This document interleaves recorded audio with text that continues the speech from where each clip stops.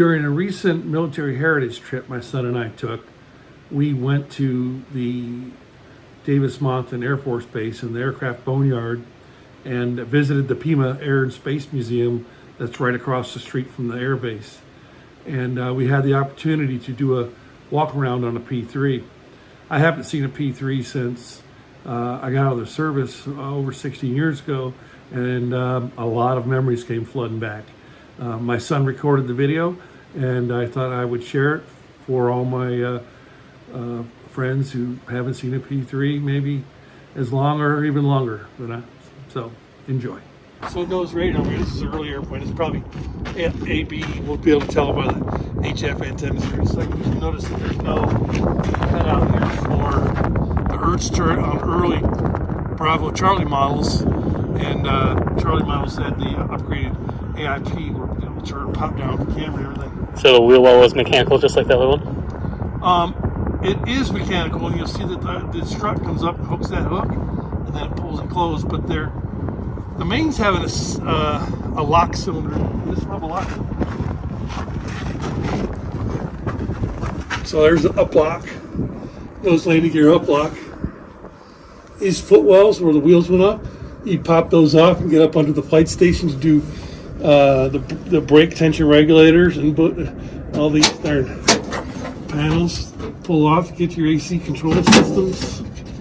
Get to port starboard. Oh, I'm gonna try. Headphones.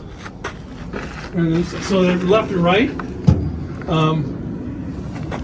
Windshield washer tank up in here for your windshield washer. Battery was right behind me, right over there. It's not here anymore. Nose landing gear actuator. So we had two, like what we call reefer units.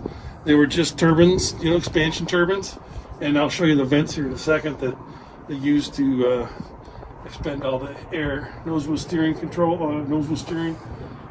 control valve, and the cylinders. Obviously, nose wheel taxi lights. Those two lugs right there. That's where tow bar sat, and then you lock them, and we just engage nose wheel steering for towing. Yes, emergency. See, here's a cable. This is emergency up lock release.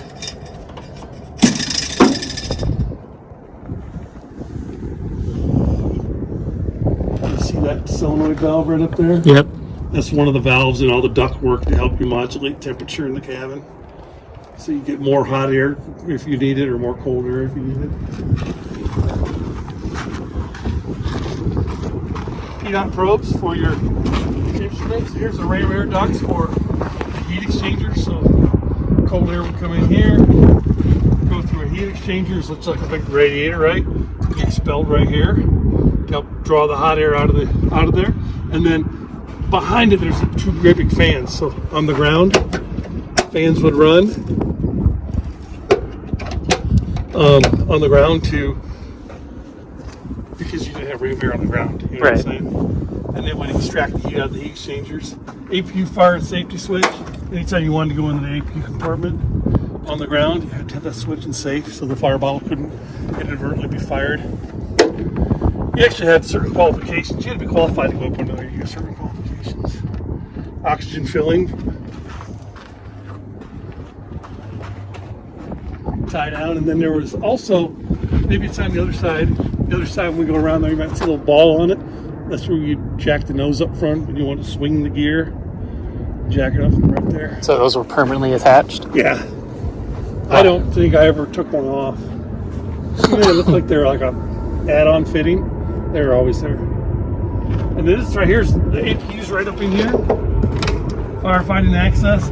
You can see the oil from here. The air multiplier oil, APU oil. You check in there with a flashlight. And then this air multiplier was just a turbine that bled air off. When you bleed air off the APU, it go through a turbine. You know, turbines work as a turbo guy. Yep. And it just sucks this air in there, and that's what you would use for air in the air conditioning system on the ground. In flight, they would use engine-driven air off number 2 and 3, They got that engine-driven compressor area. They were EDCs, and they would support that system in flight. And the Bombay control valve would have been right here, right up inside, and there'd be, in order to go in there with the doors open, you have to check to make sure the pin's in and the cable's tight, so that they couldn't inadvertently close it while you're in there.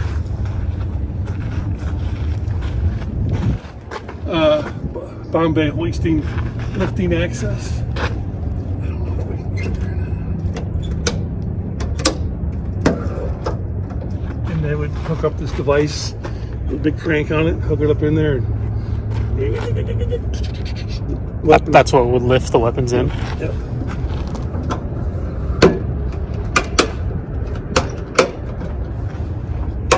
Of course, taboo. We don't cross that line. So overlay props, Hamilton standards, pull them around. This is the #1 blade, I can tell because it's got the spinner nut. This is the nut that attaches the spinner to the prop. Spinner comes off, and then you'll see the dome in there. Dome's hydraulic. Those screens are just for birds. Yeah. They're not real screens. And then that was the engine oil cooler access. Goes in, and there's a little heat exchanger in there, air to oil. And then the little flap you see forward of the landing gear, that was the exit for the oil cooler. And so you would control oil temperature in flight, a couple of paddle switches, open and close those doors.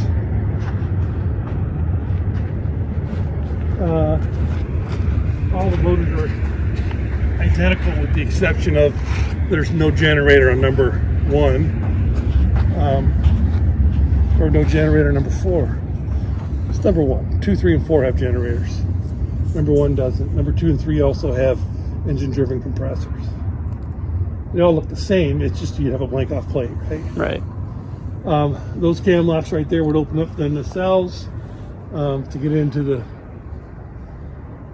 service the engine. We used to have to go up that little round door up top. That's where the engine oil filler is.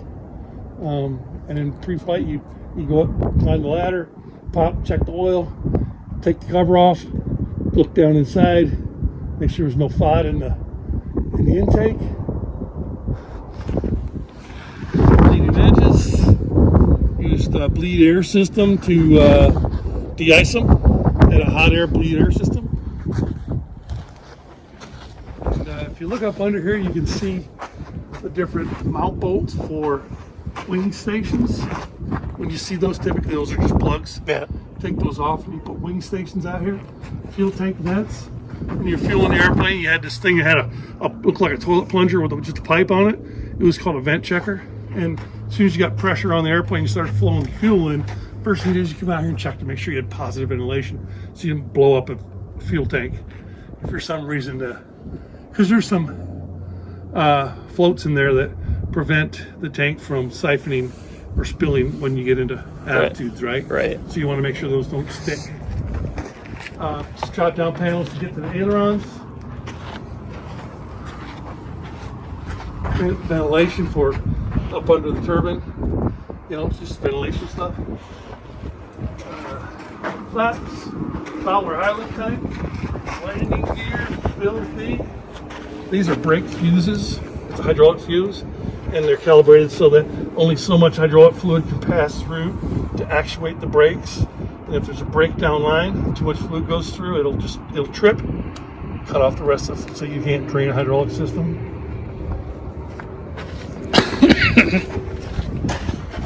This right here is an engine drain for different parts. You know, where they shut off fuel. Once the fuel shuts off, anything that's left in the manifold will drain out. That's why you always see a messy spot under airplanes. Vent. Watch yourself on those tie downs. Main wheel well. Hot air bleed. Take them pie pans off. You can get up under the turbine area. Yeah, right up here you got HRD bottles. You can still see that this has got its HRD bottle indicator in it. Does it read something? Dang. This one over here is reading 600. Yeah, there's still got HRD bottles in it. They didn't even take the HRD bottles out. CF3B7 or something like that.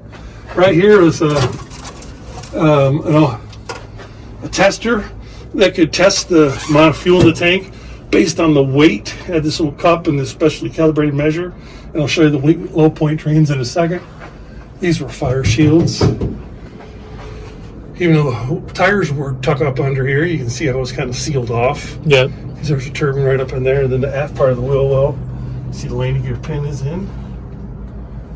There's the up lock hook.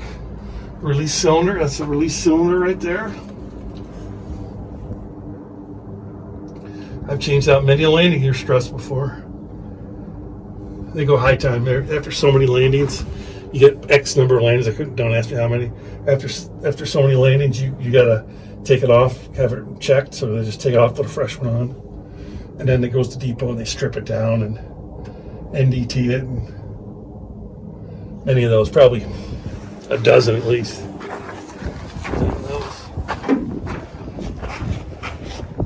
How many noses? A-panels. So when you said that you would never go past line running, or just it was It was a safety tab. We didn't want to real prop arcs. So turbines are not likely to start rotating by themselves.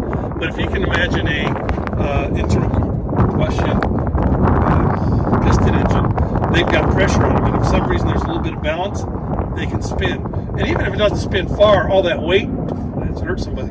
So to keep out of the practice of because we do engine, we have people up in here sometimes on turns, engine turns. you'd have to go around. Yeah, so to just get the muscle memory in play, we never cut through there. Now engineers did from time to time.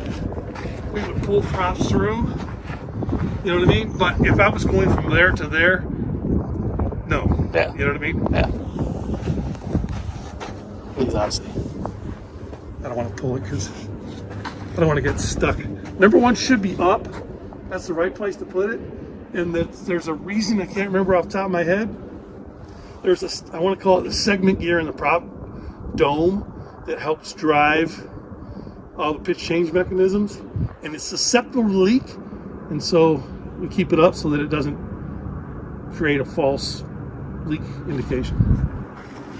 Bombay drain mask for the tank 5. There's another fuel tank right here, so the wings are, all of this is wet in here. This is all wet. This is all control cables, electrical cables, bleeder ducts right here, and fuel lines. And then all this is fuel tank, all the way out to the wingtip. And then there's another tank right here, tank 5. There's an access tank here. This is tank 5 right here. Wait. Bladder tank. I'm guessing that's tank 5 right there. I can't remember exactly. But here was an access panel. Forward fuel pump access. Fuel gauge transmitter access. Yep, so that's the tank right there. You think there's anything in it?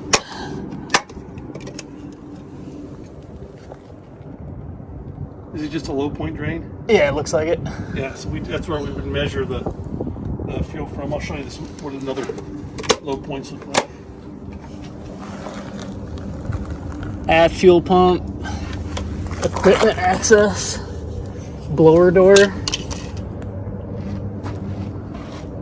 Blower door, stay clear when engines are operational. Transmitter access. Seems like a newer sticker. I can't read it. So it just caution torqued and sealed fasteners will break tank seal. Yeah, so those nuts are up in the tanks. You can see these are repairs. See it? Yeah. That's not real, or that's not original, that's repairs. These are the low points. It's a low point for tank 2. And this thing would have a cup on it and a probe and stick it up in there. We'll probably find a YouTube do a... Yeah, I've seen civilian aviation checking fuel tanks, stuff like that. Yeah, so we take low points for water there and do there's also a dip method. Dipping's much better. It's just got a stick with the scale on it. The ones that we had, you just siphon. So it was just a tube with the stick and the scale. You stick it in there, you thumb over it, pick it up, and as long as the airplane was, there's an oximeter in there. As long as it's within like a degree, you could gauge how much fuel you had. And then back to dump chute. Top of the wing, just engine cowlings. Walk around out, you come out through that hatch right there. Step around, walk out, do your inspection. Back in. Big cabin door. Ladder folds out. And you can tell this is an Alpha Bravo without even looking at the antennas, which I don't see any. Oh, remember, this is the ASA bird. But typically, you still see up the top, you see those two connections? Yep. Those were HF antenna connection spots. But there are no sonobuoys, sonobuoy tubes, external sonobuoy tubes. They're all shot off internally on the early birds. And on the other side, we'll see another hole that we're shooting buoys out of. There should be a bank of buoy shooters. These are static ports. They work through PDOT ports for airspeed indication and airspeed computers and things like that. So it's just this senses it's just in the stream this way, and it's calibrated to sense the static air pressure wherever the airplane's at. It doesn't have any ram effect. So I'm assuming the flaps come all the way out to this point. Yeah. Basically, that down and down. Yep. And that's just so somebody doesn't park a piece of support equipment under there. They have a reference. Have an exhaust fan, obviously the lower marker light, and the marker light on a Charlie is up right behind is up forward of the sonobuoy tubes.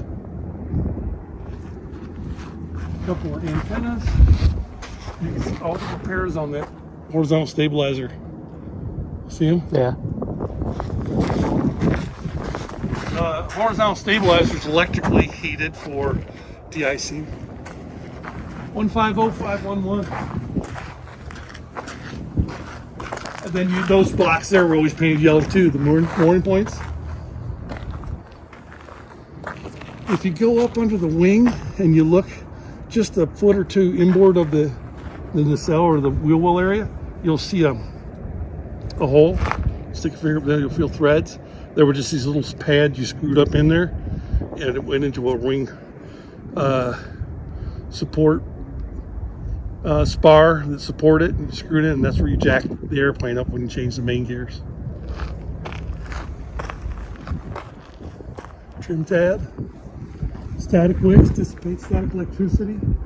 That's real important on you want the skin to build up static electricity because it would affect radios and stuff like that. It obviously doesn't have a tail boom on it. A little antenna there. I think that was one of the UHF antennas. That looks like a handhold, doesn't it? Yeah. We called this the hell hole. Go from there, and all the elevator control, rudder controls are all up in there. And then you'd access the front end of where all the mad boom and all that stuff would have been, all the radar equipment and stuff.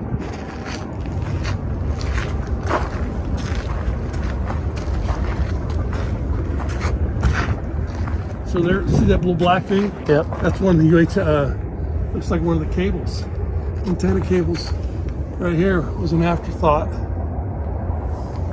This thing had a special radio antenna on it. See it? Yep.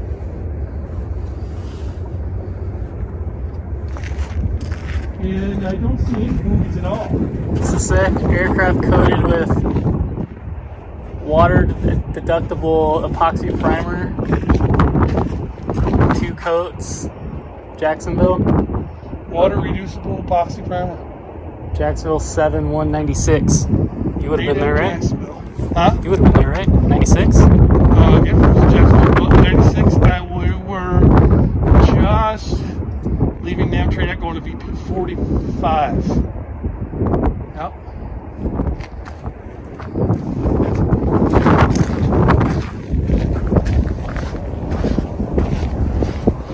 No idea what this is right here. No idea what that is. I never flew this variant of aircraft. This right here was the brake discharge. When you applied the emergency brakes and then released them, it discharged that fluid over. It was two systems. I'll show you on this side. There was a normal brake line and emergency brake line, and the emergency brake lines didn't reclaim its fluid, or the emergency brake lines didn't reclaim its fluid. It just dumped it overboard. I don't know what this is. This thing might have had like a flushable toilet because it was a vent bird, right? Yeah. They weren't going to carry what's called a honey bucket, which was like a 5-gallon pail like we use in the real world. The real deal is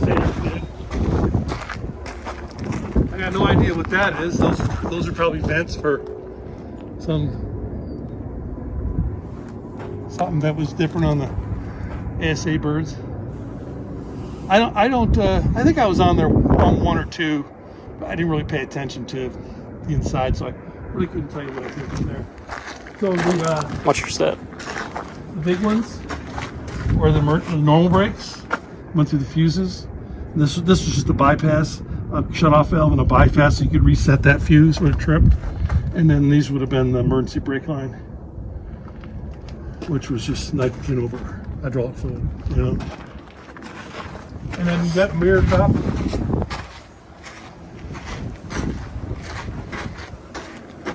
Let's see, where's this will be tank 1. Oh, actually, you know what? There's 2 center tanks. There's 5 and 5A. So this is tank 2. I'm sorry, 3 because we're on this side. Is another one over here?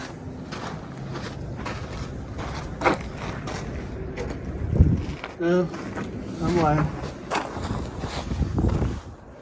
Hello, this is tank 3.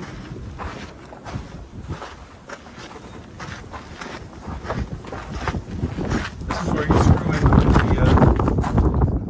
the wing pad for jacking it up. All the way to tank 4, tank 3, and then tank 5. So there's actually 5 tanks. So tank 5 is the center section of the wing, and 5 alpha is that one that was up front. Okay. It's coming back to me. I often have dreams that I'm back in the Navy, and I panic in my dream because I'm like nowhere near current, you know? Yeah. So, I mean, so you're coming up on 20 years out?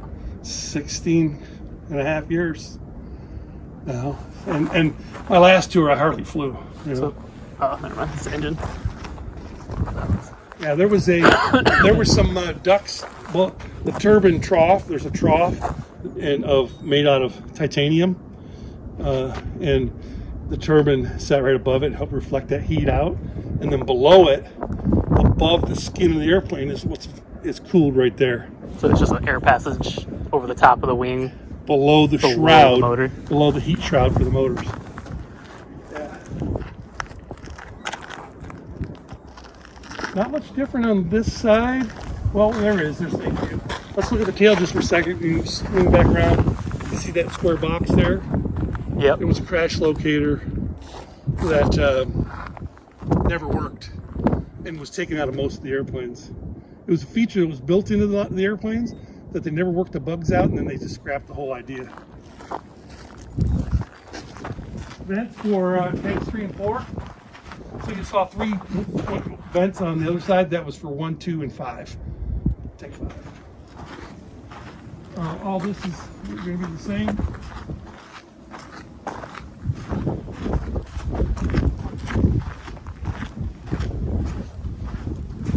Other access for hoisting on that side, and then this is the APU compartment. APU exhaust. We use the APU for generating electricity and bleed air for ground air conditioning. You could use the APU in flight for emergency generator only, emergency electrical power, but you couldn't bleed air in flight. Bleed air was disabled. Angle of the tap probe sensed the angle of the airplane relative to the wind, not the position relative to the earth, but the relative to the wind. So should there be a little tab on that, or is it just that post? Oh, it's just that post, and if you come around this side, you'll see that like, slot. Okay, yep. So that was how it sensed the airflow around it. You grab it and pull it one way or another. It's a P3 in a nutshell. I wish we could get on board it. Yeah. We should go to Selfridge. Selfridge is an A2, right? It's like the early glass cockpit, or not glass cockpit. What's a glass cockpit? Is that the digital or is that the Digital, right? When digital glass? When you had like multi-purpose displays instead of individual gauges. Yeah.